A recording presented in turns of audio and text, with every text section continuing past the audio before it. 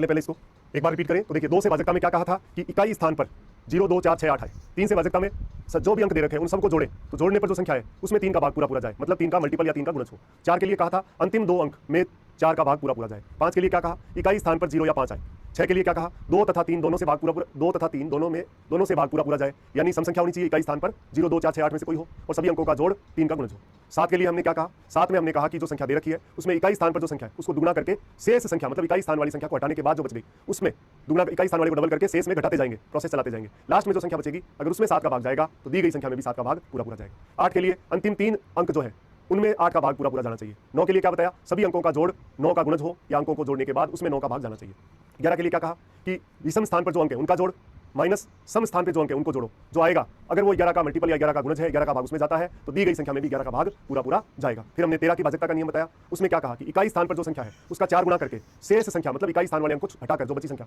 उसमें अगर हम जोड़ते जाते हैं तो लास्ट में जो संख्या आ जाए अगर उसमें 13 का भाग जाता है तो दी गई संख्या में 13 का भाग पूरा पूरा जाएगा। फिर हमने 13 के बाद 17 की बात करी। 17 में क्या कहा, जैसे 7 में घटाया 17 में भी घटाना है कि दी गई संख्या में इकाई स्थान पर जो अंक आए उसका 5 गुणा करके